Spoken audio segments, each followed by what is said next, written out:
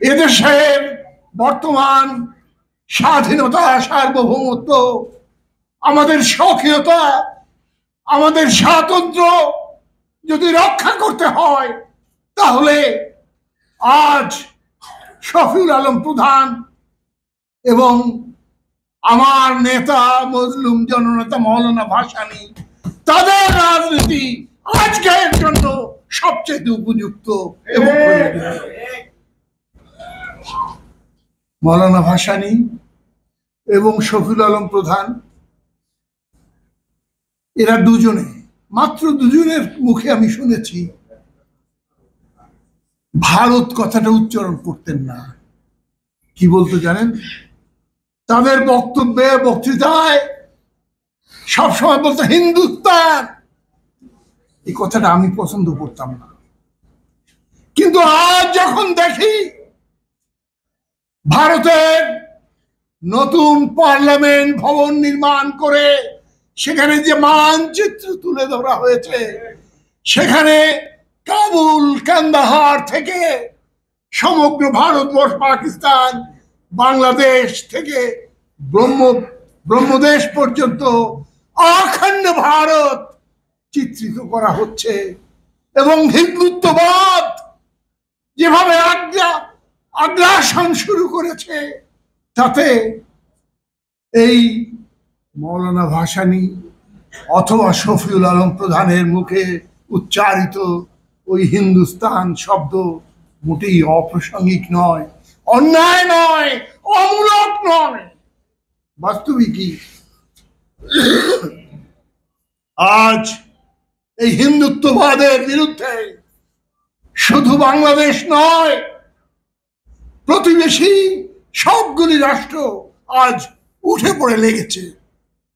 বাংলাদেশের মতো শ্রীলঙ্কা, নেপাল, ভুটান, মালদ্বীপ সকলেই আজ ভারতীয় আগ্রাসনের বিরুদ্ধে আজ রুখে দাঁড়িয়েছে। আমাদেরও সময় এসেছে ঠিক তেমনি ভাবে আজকে একত্রিত হওয়া।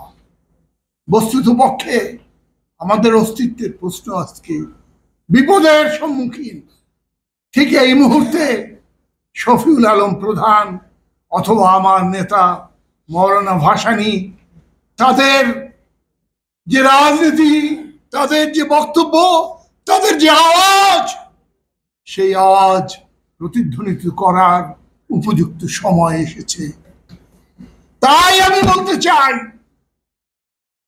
আজকে বাংলাদেশের বিরাজমান রাজনৈতিক প্রেক্ষাপটে শফিউল আলম প্রধান কতখানি প্রাসঙ্গিক, কতখানি যুক্তিসম্পন্ন, সেটা আজ আমাদের বিবেচনা করার প্রশ্ন এসেছে।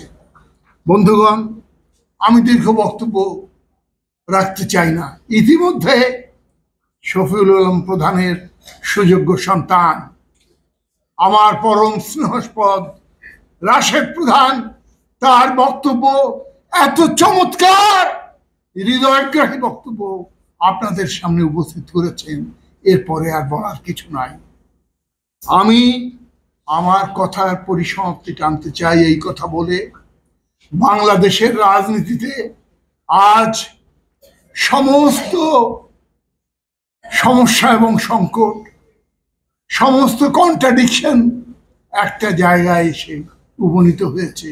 সেটা হচ্ছে আমাদের সার্বভৌমত্ব।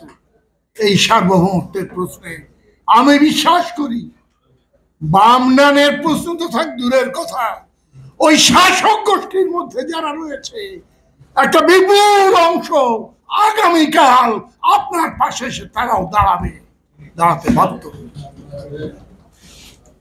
আমি পরিশেষে আপনাদের সকলকে ধন্যবাদ জানিয়ে এবং আজকের এই চমৎকার অনুষ্ঠান আয়োজন করার জন্য রাশেদ প্রধান এবং জাগপার নেতৃবৃন্দকে আন্তরিক অভিনন্দন জানিয়ে আপনাদের সকলকে প্রাণ ঢালা শুভেচ্ছা জানিয়ে আমার বক্তব্য এখানেই শেষ করছি। ধন্যবাদ।